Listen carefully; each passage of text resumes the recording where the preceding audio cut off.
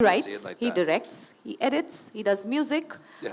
he does art. I'm also the spot boy on my set. I work, I do everything. What is it that you don't do, is my question to you. Yes. What is it that you can't do on your set? Yeah, cooking the meal for the unit. That's Bas. the only thing I give up. I don't. Chalo, noted.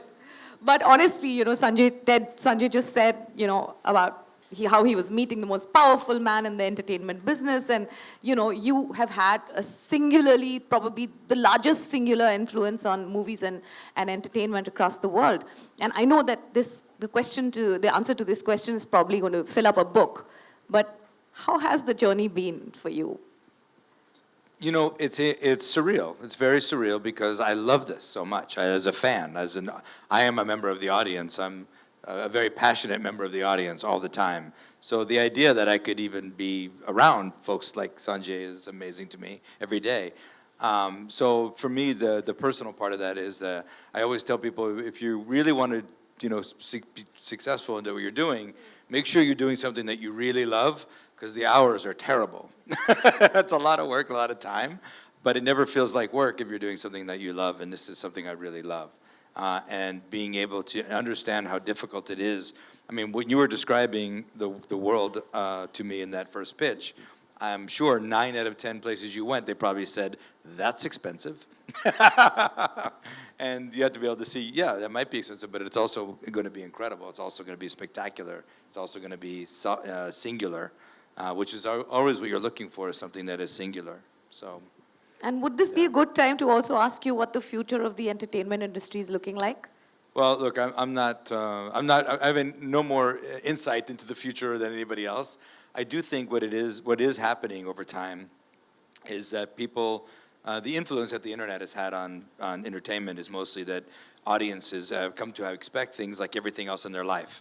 When they want it, where they want it, how they want it, more control over it. Spoiled silly. Yeah, and I do think that this idea of walking into a movie theater and surrendering for 2 hours, as much as that is a romantic thing that I love to do as well, most people in the audience now are watching the movies for the first time at home. And when they're doing that, the dynamic is very, very different. So you see a movie in the theater and it's much, much bigger than you. You're about 5'7", 5'10", 5'11". The movie's 60 feet tall sometimes. And it starts exactly what time it says it's going to start, and you better be in your seat or you're going to miss it. And you don't touch your phone and you don't talk to anybody. Get that popcorn really fast. Oh, definitely, and all those things are really wonderful. But the way the audiences are experiencing movies now, for the first time, sometimes they're at home and they're more comfortable, but they're a little more distracted. And more importantly, they have, at the click of a button, they can watch anything ever made. And yet they've chosen to watch your movie. And so that the audience, what we owe the audience is to make good on that choice, so that they don't push that button and watch something different. And it isn't, by the way, you don't have to trick them, you don't have to make it explosive and all that. It has to be more compelling. So I think movies at home have to be more compelling than movies in theaters, because the audience is a little more distracted all the time. And that's not a bad thing. Throughout history, we always have to kind of meet the audience where they are, and increasingly that's where the audience is. So I think leaning into that instead of fighting it would be a helpful thing, and understand that we're all in service to the audience wherever they're watching, on whatever screen they're watching. We have to please the audience always. That's a lot of food for thought, and I would love to get a filmmaker's perspective on it, but we keep that for a later date. Sanjay, back to you. Your films have always touched on a very crucial, they always have a larger-than-life backdrop. They touch on important aspects of history, and yet your stories are very character-focused and very human story-focused. What is your process? How do you go about, I'm not asking you about your process, but how do you go about researching these wonderful worlds that you create? I mean, some of them are just so unbelievable. I mean, when you're making a historical in our country, you have to be very careful. So yes, you need to get your facts right. And that is where my research ends. Because most of it is imagination, most of it is how I see the period. I do go and see the architecture. When I go there, then I start dreaming my own extra pillars and own extra roofs and own extra carpets. So it's done, but it's not really so detailed as a research because I find research very boring. I, as a filmmaker, am not I'm set out to make a documentary that I want it to be exact. I want my impressions, childlike impressions, grown-up impressions, heartbroken lovers' impressions. I want all that to come into the film rather than just document it and research. So I start with making a song. When the song falls in place, then I imagine the whole song unfold. Music is a very important part of my films. A lot of people feel that every film doesn't have to have music, which is right. I mean, there are very important socially relevant films that are made. You don't need music, but I need music. I've grown up listening to music and that's it. So if anything I need to go to inspiration for is music. So music starts, that's my research. Imagination of how that music would happen, of how this woman would look, how will she talk, what is the dialogue, is the dialogue inspiring me, are the dramatic scenes inspiring me. I feel bored about people who say, we did a lot of research and we put it. It's my take on it. And they are right in the way they do it, because that's how it should be done. But I feel I just start taking off. I just start So all those floating. nuances you bring to your stories and contextualize those nuances actually are all out of your imagination. Yeah, because if it's there real, then people have seen it. People have seen it in a documentary or in a series or something. This is what they've not seen. So what is Devdas like? Obviously, he's a literature character. But what is Bajirao Mastani like? They have not seen Bajirao Mastani. So I can take all the liberty to do what Bajirao. Because none of them have seen him actually, because he's 300, 400 years ago. So what do I give them that makes them feel that they are seeing a film that we connect to today? This audience, as you say, has changed. 50 years ago, it would have been a different film if I had made Bajirao or Gangubai. So there is a certain modern approach to the way you make a film. The audience has to connect to it. They have to relate to this historical or a period piece. But even Gangubai, I think it was a film set in the 40s and 50s, but they related to everything. There wasn't something that I went into the exact, because I've lived in the brothels, next to the brothels for 30 years of my life, one lane away from the brothels. So I knew in and out what those lanes looked like, smelled like, what are the faces like. So I had my research, I think, and then the rest was imagination. You can't keep going and trying to copy things and make notes.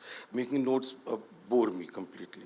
I'm sorry I sound like a person who film students should not listen to and should not adhere to my style of filmmaking, guys. But And I bet your version of 300 years ago is way more interesting than it really was 300 years ago. Yeah, that was where I was leading. He's our most treasured, creative mind in our country. He's the one with the creative vision. His storytelling is always something we don't expect. It's spectacular. I want to know what you think is Sanjay's unique brand of storytelling, and what's the magic that you see in his art sitting there in LA? No, I mean, besides his driver calling him. I mean, I think I've said some of them, but I think it's that the range of the work. I mean, for me, when I think of your career, thinking about Silence, thinking about Black, thinking about Gungabai, thinking about this and the difference. They're wildly different storytelling. It's wildly different worlds that you're building out, and this ability to strike that right balance between style and drama and substance and how you move a story. I think it's very, very, very unique. And the images you put on screen and the way that they move you emotionally, sometimes it's in a tiny step in the dance, or sometimes it's in the line of dialogue. It's subtle and it's unbelievably impactful. For as much work that goes into it, you seem to invest a lot in little movements of emotion. The thing that takes you from being a little bit sad to very sad, or a little bit excited to very excited. It's a beautiful, beautiful art form. So I think that's the thing, and that comes from all that attention to detail we talked about earlier. And from a Netflix point of view, what can we expect from Hira Mandi? I'm saying, what can we expect from Hira Mandi from a Netflix perspective, from your perspective? Look, I think that the version, to be the clearest, cleanest version of what it is. I mean, the purest sense, in every bit of the purest sense, and that the fact that we can offer this that will thrill audiences in India, and for many people, it'll be the first time they see anything like this. in the world. And the excitement around that we can provide is thrilling. Great. I'm going to ask you to give us a sort of a deeper insight into the world that you're creating. But before that, Ted, I want to ask you a last question before we kind of open the floor to a lot of people here who want to ask you so many questions. So you deal with world-class storytellers, okay, people who are almost iconic in the kind of work they make. But at the same time, how do you find the balance between being a hands-on person and at the same time giving the artist his creative freedom? And what is the right balance? Because you are at the end of the day making stories that transcend boundaries. Yeah, I mean, I think the real art of what we do, Monica here, who heads up all of our content in India, shares this same view, this idea that basically our role really is to hopefully pick the projects and pick the storytellers and then give them the tools to do the best work of their life. And if we picked well on both of those fronts, that's really where our art begins and ends. So mostly we're here to empower and we're here to help, because I do think if we choose correctly, the storytellers want to connect with the audience and they do want help. But I think it's very important that our creative executives are invited into the process because they think we bring something to the process that's helpful, not just something that says, I like this and you like that. So I think that's been the thing. At the very beginning of Netflix original programming, I didn't have any staff, so we had great creative freedom because I had no choice. I had no one to do it. But then we found that it was really helpful in that I think what artists were frustrated by overbearing network and studio notes and overbearing creativity, really, because and for me, I said, let's not do that. Let's not do that. Let's see how much value we can bring to the creator, and that's really been the cornerstone of what we do. That's a dream association. Yeah. And Sanjay, we've always noticed that in all your films you have pretty iconic and